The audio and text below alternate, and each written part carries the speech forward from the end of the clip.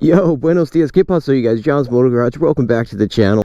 Sadly, the day has arrived that I have to return the Indian Sport Chief back to the Indian dealership, and I'm going to go over the top things I like and dislike about the bike up to this point. So let's jump into it.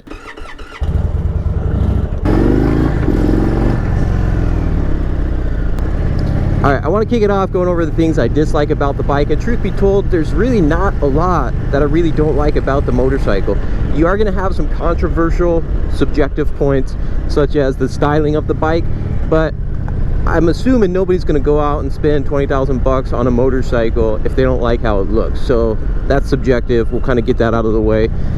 And I actually have really grown to like the look of the bike and the style. I think it's got its unique Indian spin on the Dyna, you know, on the club style motorcycle. I'm not a big fan of the stock exhaust in terms of how it looks.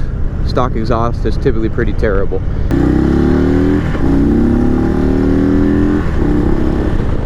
I've personally grown tired of the matte and flat color schemes. I wish they had a vivid color option, like a vivid black, a dark red, maybe with some metal flake. I think is a beautiful looking bike, and maybe in the future we'll see those options available. Not a huge complaint.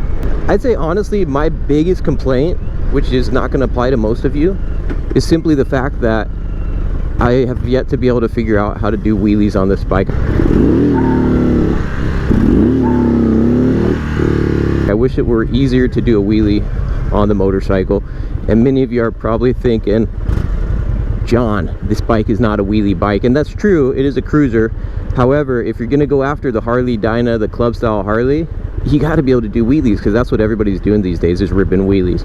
And there seems to be some type of anti-wheelie mitigation built in. I have been able to get the wheel up a couple feet in the air, but man, for how much power this 1/16 Thunderstroke engine has, it should not be that difficult.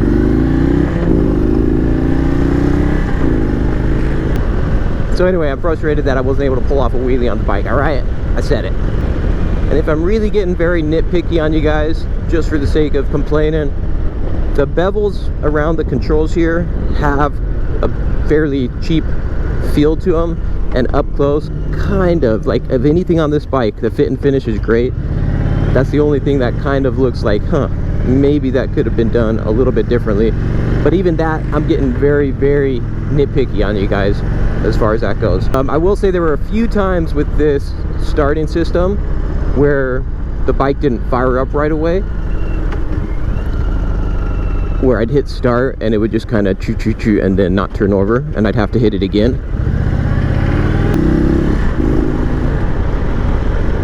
Perhaps one more dislike, just to add to that category since we're messing with it. This is a hooligan machine. Even in standard mode, you may very well find yourself ripping 60, 70, 80 miles per hour, exceeding the speed limit, which could get you into some trouble. Alright, I think that sums it up as far as the dislikes. Alright, let's shift over. Let's talk about what there is to like about the bike. And there's a lot to like about the motorcycle. I'm going to start out with the fit and finish. You can tell they do a really good job, Indian Motorcycles, focused on the fit and finish and the quality on this bike. And I will say, like I said, other than these little bevels here, you actually got a really good fit, finish, and quality. It's crazy. This thing actually splits lanes quite well.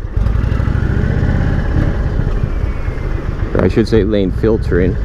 Technically not supposed to split lanes in Arizona. I bailed out a little bit early. I should have gone all the way to the front. But yeah, I like the fit and finish. Second, I love the fact that from the factory, this thing comes equipped with some really premium parts. It's going to include the Fox piggyback reservoir shocks. I got this thing up to 112 miles per hour on perhaps the sketchiest road here in Arizona. Potholes, super bumpy, super uneven, and this thing did not skip a beat. I've taken it around big sweeping curves on the freeway, where usually you'll get a little bit of a speed wobble, just not feel super stable. This thing feels planted and stable and solid at those higher speeds. But even at lower speeds, it's also super easy to maneuver and handle because it sits nice and low to the ground. So just no complaints at all with the suspension. And I'm not a suspension pro or expert, but I like the way this bike rides. Secondly, the Brembo dual disc brakes in the front, phenomenal stopping power. You can tell the quality on that. I'll say thirdly, inverted front forks, more for styling points. I love the look of that. The wheels, again, the fit and finish, you can just tell they put some work and put some thought into it. Just looks awesome. The front fairing, while not my favorite as far as how it looks, I don't typically run fairings on my bikes. It is very practical and useful. It does a good job keeping the wind off of you on the freeway at higher speed. So I do actually like it from a practical standpoint. The other thing I totally dig about the bike is the actual ride experience. I don't typically think on a cruiser that I'm going to have a ton of fun ripping around on it. Especially on these big powerhouse cruisers. This is a quote-unquote performance cruiser. I mean, by all means, 116 cubic inch engine, you know, 120 foot-pounds of torque. It's a powerful motorcycle, and from my experience, and historically, I haven't always had fun on those bikes because sometimes too much is too much. And that's not the case with this. It's a manageable power that even for, I think, newer beginner riders in the correct riding mode, you can have a ton of fun. And what also lends to that is the ergonomics with these mid controls that are not awkward, and they're not goofy, weird mid controls like, you know, the Harley Street 750 where you feel like you're squatting over on a freaking toilet.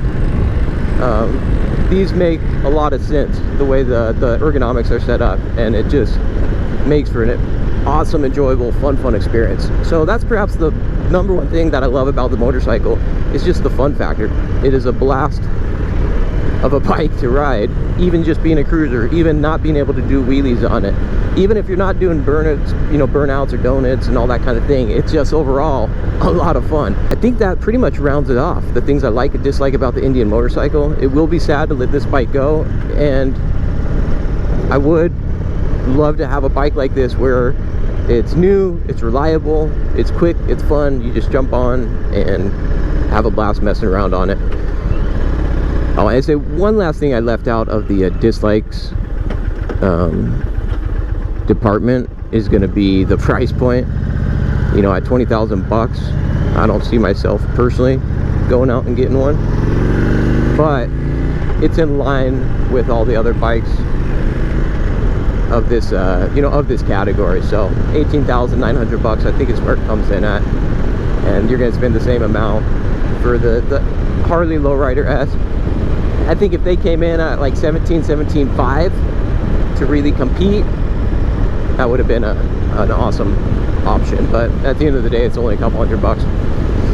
All right, you guys, there it is, John's Moto Garage. My likes and dislikes of the 2023 Indian Sport Chief. Drop a comment below, let me know what you guys like or dislike about the bike, and like and subscribe if you dig it. The support's always appreciated. We'll catch you next time. Adios, hasta luego, nos vemos.